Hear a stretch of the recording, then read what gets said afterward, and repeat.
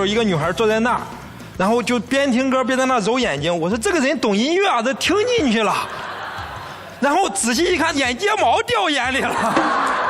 昨天很开心，但是经常那个民谣一唱一唱，就会沉下来，然后大家就陷入那个情绪去。希望今天大家能开心一点，而且我俩也听不懂。昨天有个歌手叫蒋宪贵，哎呦，这里了哟。他就是那个歌也很电子，然后前奏也很长，大概有前奏1分多钟，他就站在这儿，然后一直在前奏。我唱不唱？然后徐志胜也听不懂，然后他坐在那儿，就还问我，他说：“哥，他还唱不唱了？”我们我们就是给大家串一串，然后活跃气氛，就是希望大家。好。哎呀，我也不知道为啥要凹，要开心啊，开心好不好？自己就开心好不好？对，都不用表演。是。哎，我想问问，你今天是不是00后很多呀？哎呀，那个大哥那一嗓子你可不像呀。哎，你们平时听民谣吗？对啊。喜欢谁吗？哦，陈鸿宇。陈鸿宇。谢谢啊，谢谢，可以。刘爽。谢振华。呼兰，哎呀，就等这个呢。呼兰，那个大哥是真不懂民谣啊。好，那我们就有请下一组选手，让他们入场。欢迎陈鸿宇、谢振华、刘爽。大家好，我们是三脱一组合青年组。好，非常的整齐。3缺1吗？3缺1，我不知道。我们这个组合呢，这个叫3脱1青年组合啊，对，青年组合，3脱1青年组合。非得强调青年呀。他这个意思取义就是这个3个比1个啊，就是我们每个人都有一个1。我是唯一一个80后中年男子。就是3个男生拖1个女生，3位大佬拖我一个业余的选手，3个有热门歌曲的选手，再拖我一个比较业余的歌手吧。我是这个他们3个里面头最大的，头盔大王。上 Q 吧，上 Q。那咱们先出哪一个？那我先来。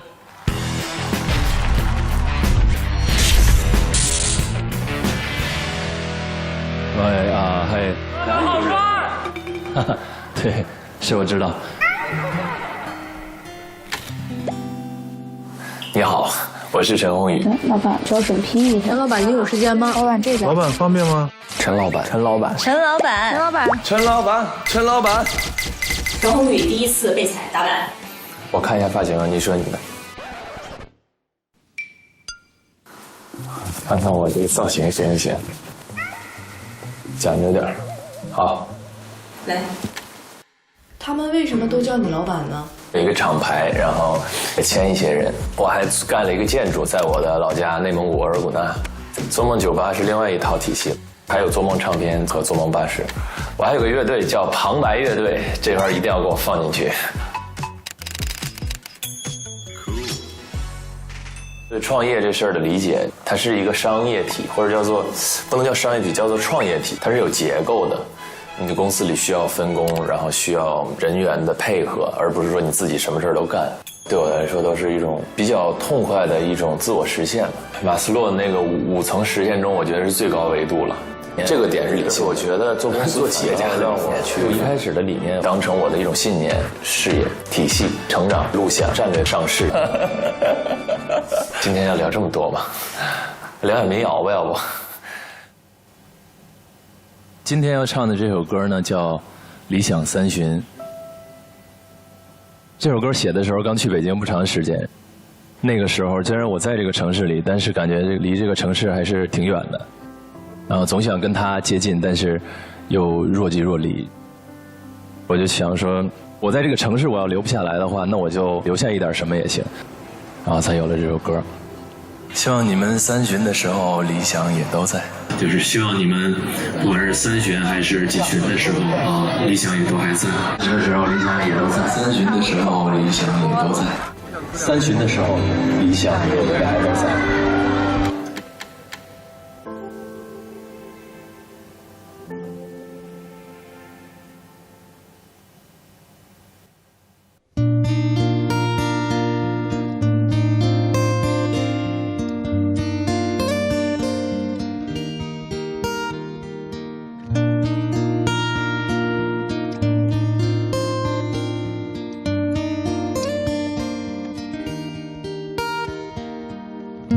雨后有车驶来，驶过暮色苍白，旧铁皮往南开，恋人已不在，收听浓烟下的是个电台，不动情的咳嗽，至少看起来归途也还可爱，琴弦少了姿态，再不见那夜里听歌的小孩，时光匆匆独白，将颠沛磨成卡带，已枯倦的情怀踏碎成年代。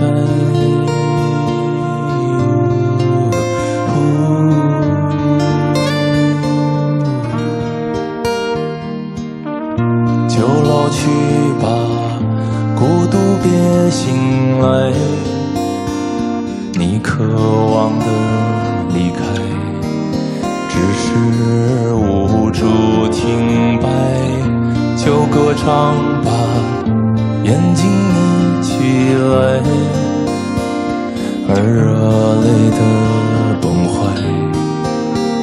只是没抵达的存在。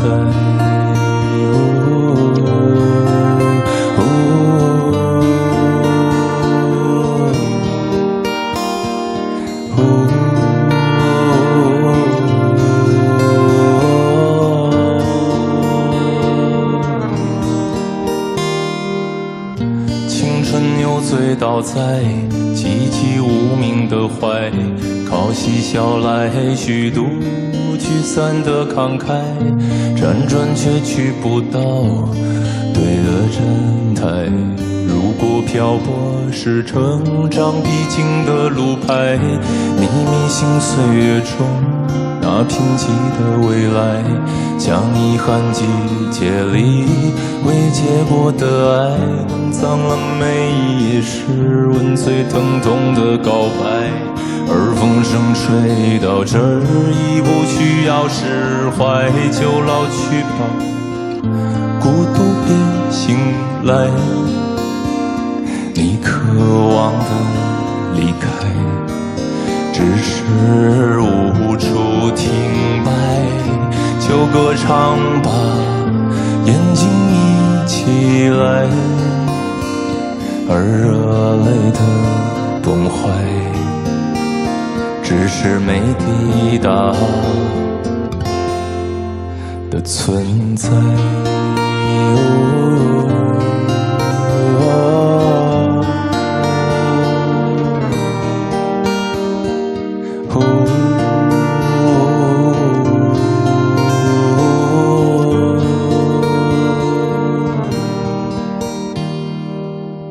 就甜蜜的忍耐，繁星润湿窗台，光影跳动着像在困倦里说爱，才无谓的感慨，以为明白，梦到他的地方竟已爬满青苔。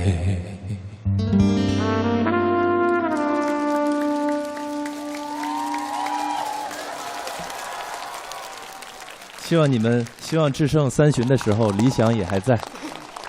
跟着他那个旋律，很平静的呼吸。配得好，那个配得很好。对，然后不想打破这一份安静。小号音色好啊，好多好多，软软的那种，而且是3巡的时候，位置控制得很好。啊，棒不棒？哎呀，我发现这首歌是能全体大合唱的程度，是，除了我旁边那个姑娘，姑娘咋唱的？完全跟不上。陈老板的最大黑粉就是她，我跟你说。我是听过你现场的啊，是吗？买票了吗？买了，我还逃票进去。太好了。是，而且这首歌是我们经常喝完酒之后会唱，就大家会喝得个七扭八歪，抱在一起，然后就又开始回忆理想，回忆自己曾经的这些。你是不知道他们喝完酒之后唱的有多难听，你知道吗？我第一次听完这首歌，我说原来这么好听。你自己唱完什么感受？也有一点点回忆在我的脑海中泛起。勾起了谁心里的涟漪？你，哇，没有人能扛得住陈老板看着你的眼神，勾起了谁的涟漪？你们三旬的时候都做什么了？我30岁，我95年，30岁25年，我那个时候，哦。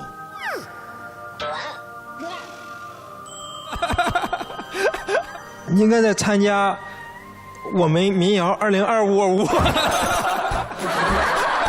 你倒是会说话。还是先聊聊歌吧。先聊聊歌。这歌我听过很多次啊，但今天听还真是挺不一样的感动。陈鸿宇其实他很年轻，然后也很帅气，但是你总会觉得有一个特别老的灵魂在他的音乐里游荡。有一种特别深沉的、特别稳重，然后又让人沉静下来的东西，在他的歌里面。他的音色啊，尤其是非常低沉，然后他的创作方式也是，基本上他尤其这首歌听不出什么明显的 A/B 段，其实有非常多的民谣音乐人真的是这么创作的，他们没有明确的主副歌。对，因为这首歌它更像一个轻音乐一样，频段啊，还有旋律都很平，像一个白噪音一样。然后你在做自己的事儿或想自己的事儿的时候，它还是能帮你把你现在的一个情绪给定格一下。民谣其实对我来说啊，它更像一股风，自然的风哈。你看我现在站在这儿，它吹来的是一股什么风？它是大地玉树临风。玉树临风，玉飞。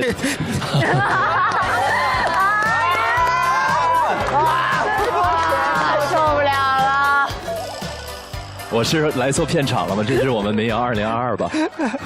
然后，我感觉民谣其实并不是只有诗和远方、理想和姑娘，会有一种这种更大的，比如说哲思的和接地气的东西。它可能就是很烟火的，但其实再往深处看的话，那个又有很多我觉得可以思考、可以琢磨的东西。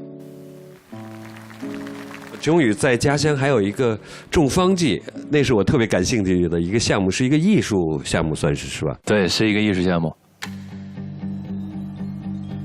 就是在草原上做了一个方形的房子，黑色的，7.7米高，里面每次去的话能住1个人。需要把手机锁起来，然后里面也没有任何电视、电脑，就只能在里面自己待3天。伟哥去过，他落实自己的想法是落实得很扎实，而且他的想法也很好。我在我的真实故乡里建造了一个我自己的精神故乡——种方剂，找点自己原始的那种乐趣。有人在里边疯过吗？现在？反正你可以做第1个。对。是里边什么都没有吗？还是有空也想邀请春春过去体验体验啊。是这样，那个房子其实是草场上，本来是牛羊吃草的地方，所以它周围是有围栏的，不能出去了就。可以在草地上转一转，像牛羊一样。哦，了解了。去了之后，你没有别的信息的话，就会挖自己，就是因为你没有信息摄入的时候，你就会回忆，就会把自己的脑袋当一本书。那我有空去挖一挖，去挖一挖。山东人就善于挖掘自己，挖掘技术可厉害了。太逗了。那我们就要不有请你们下一位音乐人，然后我就介绍一下下一位音乐人，对。房东的猫，我们要蹭他们的流量。介绍你的时候，我说我们曾经还有一个蹭房东猫的流量的组合，房东的猫。你只要给我抛出这个包袱就行，行，我就能接了。那我就废话不多说了，下一个音乐人是刘爽。